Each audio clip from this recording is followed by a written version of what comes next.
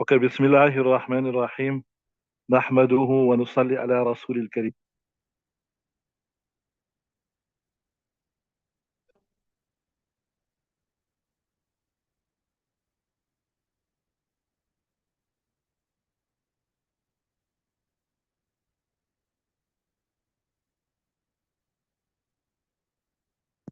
Okay, Bismillahir Rahmanir Rahim. Nahmaduhu wa nusalli ala Rasulil Kareem. So we discussed, just remember, you must follow now nicely here, because the first part here, there was three conditions mentioned, right? The first condition was this here, that the najasat must have mass. The second thing is it must get dry, right? And the third thing is what? Um, it afflicts something which is not so porous. It is like not like cloth. We'll say like it's durable. So those were the three things, right? Then the latter part of yesterday's sabak, we dropped one condition. And what was the one condition we dropped? That even if doesn't get dry, so the three conditions were still found. It has mass and it afflicted something which was durable like leather. Today's day and age, you get a lot of things, maybe like tough plastic or something like that, right? Then by merely scratching it, it will become part, right? So the last part, we dropped off another condition, right? Are you with me? So now, if you look at just read today's sabak, so we are as we're going, we're dropping conditions off, we're dropping conditions off. Read today's sabak, I'll tell you. So it's all linked, right? So read today's sabak.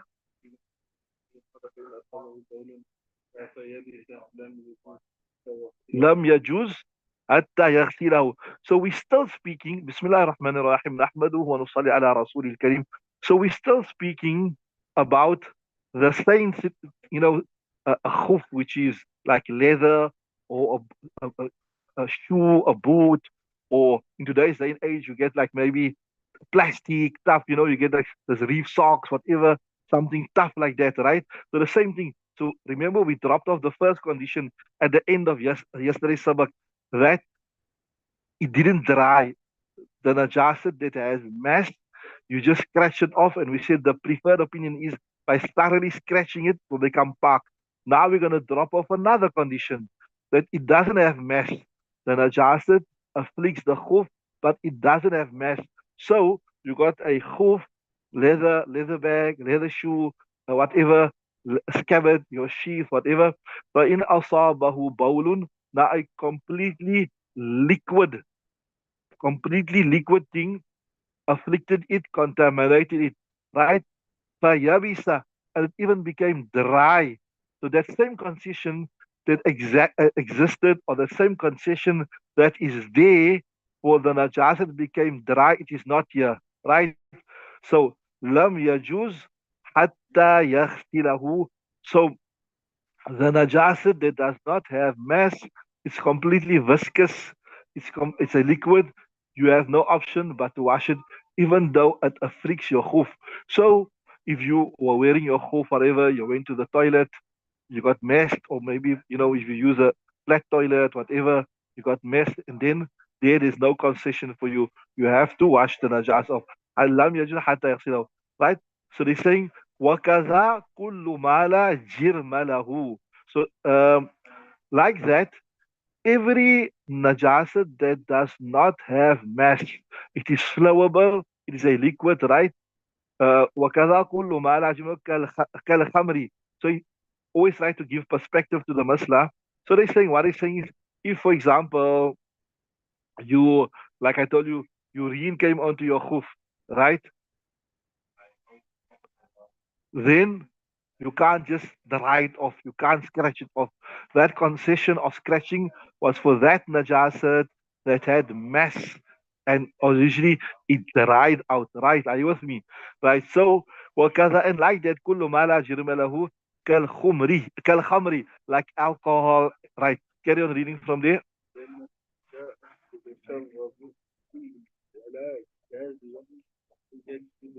Right. لأن الأجزاء تتشرب فيه. Why?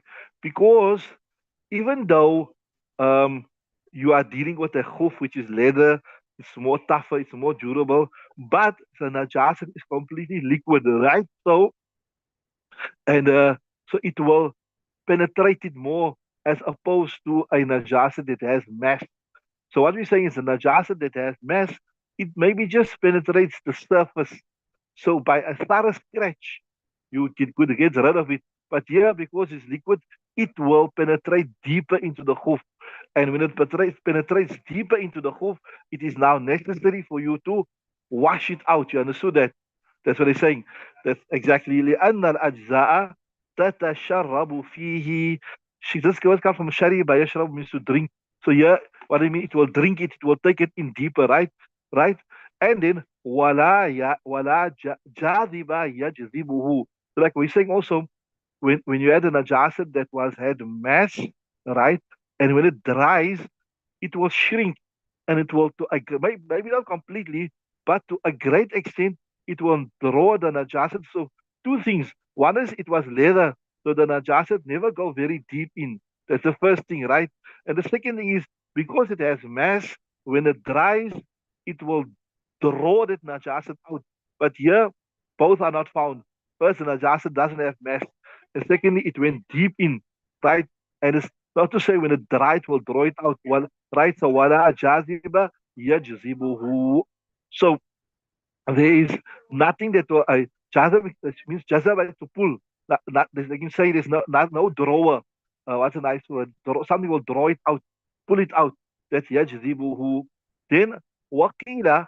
I told you before. I mentioned this to you before. When you get qila, yuqalu, etc., it indicates a weak opinion. It's been said. Like even in our when we speak, we say, somebody told me that this happened, or somebody I heard. No, I heard from somebody, something this happened, then you don't pay attention to it. But you say, look here, Mr. So and so, on this date, he told me this and this and this. Doesn't the latter carry more weight? So same thing in the fiqh.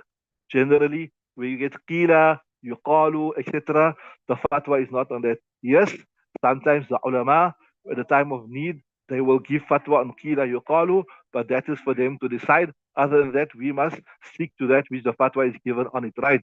وَقِيلَ مَا يَتَّصِلُ مِنَ الرَّمَلِ جِرْمٌ لَهُ. It has been said that even though you got a khuf and you've got a dry type of najasat, and then maybe if it is scratched, some sand comes onto it, the sand will draw the najasat out.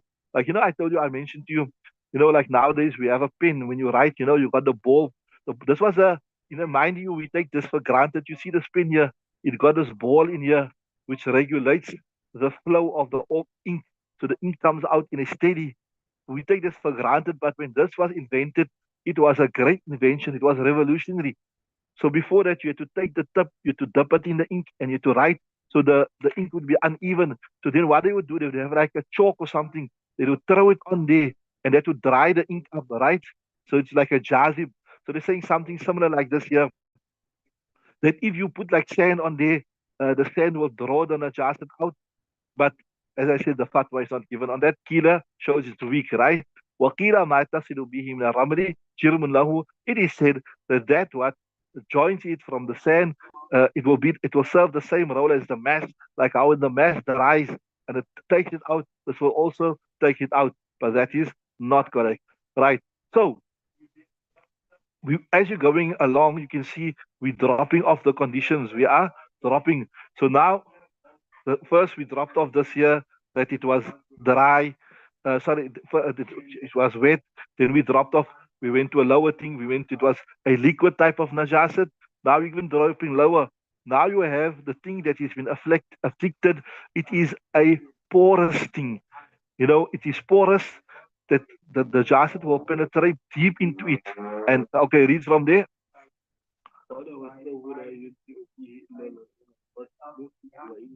Right. والثوب لا يجزي فيه إلا الغسل وإن يبس. So now all three conditions are gone. One is it added najasat, which was mass. Second thing, it dried. Third thing, it affected a tough, durable thing. None of that is here. Here now you got what? You got a cloth which is highly porous. Porous means things can pass through it, right? وثوب rising, لا يجزيه فيه إلا الغسل. Nothing will suffice except that you must wash it. وإن يبس, even if it becomes dry. So what that would effectively mean, that if I got the cloth here, whether it is dry najasat, whether it is liquid najasat, whether it's najasat that has mass, any type of najasat, when it afflicts it, I have to take water to remove it. There must be, and so they must, so it's by just thoroughly rubbing it, scratching it, even if I scratch it on the ground, etc., like this, uh, it will not remove the najasat because that najasat already went into the very essence of it.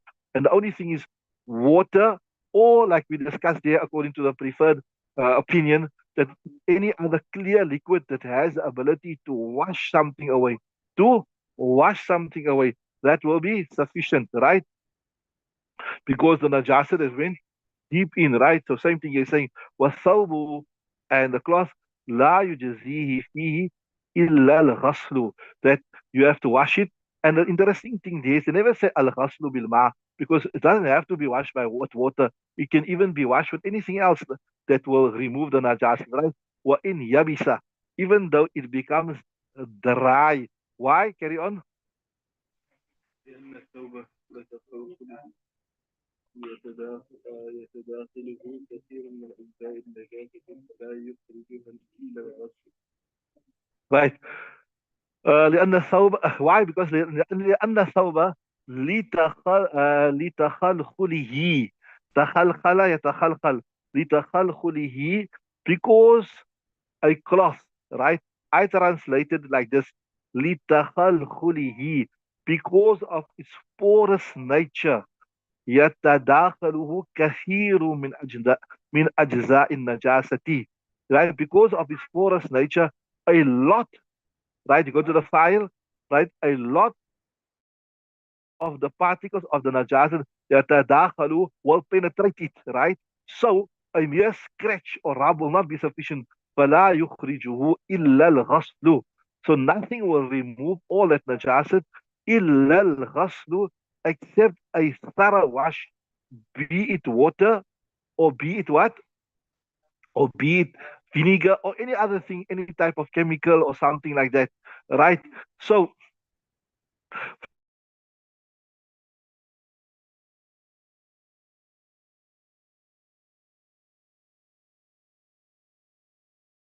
it is to remove the najasat as much or to remove as possible from item. It's elimination, because uh, affected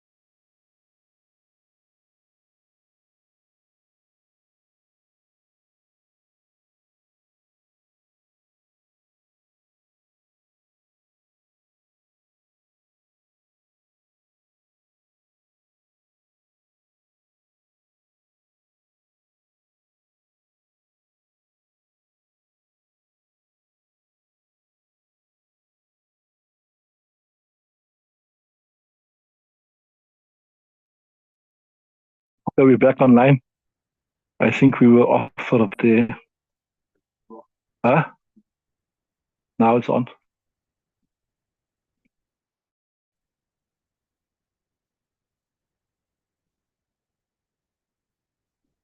I speak.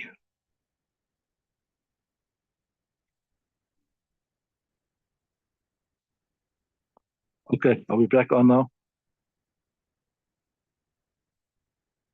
Okay, so I was telling you from this year, if you understand properly the usul, etc., you will understand the primary objective here is to remove the najasat as as as much as humanly possible, right? Now, people often send this question here. Also, they ask that, look here, if something became najis, if something became najis, right? And you send for the dry cleaning. Does dry cleaning make it park? Does dry cleaning, So I told you, if we're not very much clued up with the process of dry cleaning, but the bottom line is this: that if the najasat is removed completely and there's no traces of the najasa that is there, then it will become clean. Although I saw some fatwa, in fact, remember seeing a fatwa of Mufti online, no, ask Imam, Mufti Ibrahim Desai, he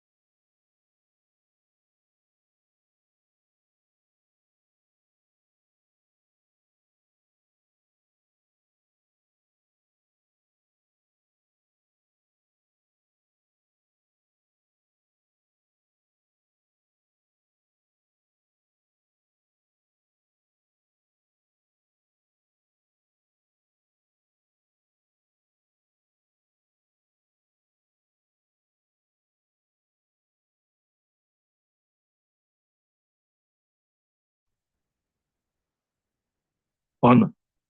Sorry, we're having some network problems, but we'll just round up here our last discussion, inshallah, then we'll continue tomorrow. So I was telling you, if you look at all these masail, you see the main idea is to remove the najasat, right? So the research of Ask Imam Marhum Mufti Ibrahim Desai, according to him, that if you send something which is najis in for dry cleaning, you send something najis in, for it will not become pak. And his reasoning was this: that they reuse the same chemical, right? They use a chemical to remove the dirt. Then that same chemical, it is harvested, it is used for a second time. So if that thing was used to clean something najis, right? That thing becomes najis. So now you cleaning another cloth and you're cleaning another cloth with the same najis thing. So in fact, it will contaminate other things, right? So he was saying that dry cleaning will, if the item, the chemical that was used before cleaning your item, it was used to cleanse off some najasat, it's going to make your item also najis. Are you with me? So if there is some other type of method where the najasat is removed and without being contaminated, then obviously you have to look at it. But if it is, as I explained to you, I told you that you're reusing the same chemical, even though the chemical has become najis and it is being used again and again and again, and that najis thing is being used, then it will make the other things also najis. That is a common principle. Right. But maybe we can look a bit into this at a later stage. Then the next thing, وَالْمَنِيُّ نَجَسٌ يَجِبُ غَسْلُهُ رَطْبًا. So next Masad is discussing that money, sperm, semen, it is najis. Why is being clearly mentioned here is because you take it for granted. Maybe why is he mentioning such a simple masla? There is ikhtilaf between the Aima. Some of the Aima say that you done this in detail in your, and you'll do it in, you did it in Mishkat Sharif in detail. You'll do it again in more detail when you come to the Sayyid Sita, when we start next year with the final year Sayyid Sita Kitab. That some ulama, some of the imams say money is not najis, and the reason why they say, look, the Anbiya alayhimus salatu wa taslim, they were created from sperm, etc. So how could you be created from something najis? But that's a separate subject, a discussion for when you come to it. The main thing we're saying, well, maniyu najasun. According to the us, the Hanafi madhab, money is najis. So if it's najis, yajibu ghasluhu. So if it's a najis, it's like any other najis thing, like how you get urine, stool, blood, alcohol, etc. يجب غسله رطبا. When it is in a liquid form, right? You have to wash it out.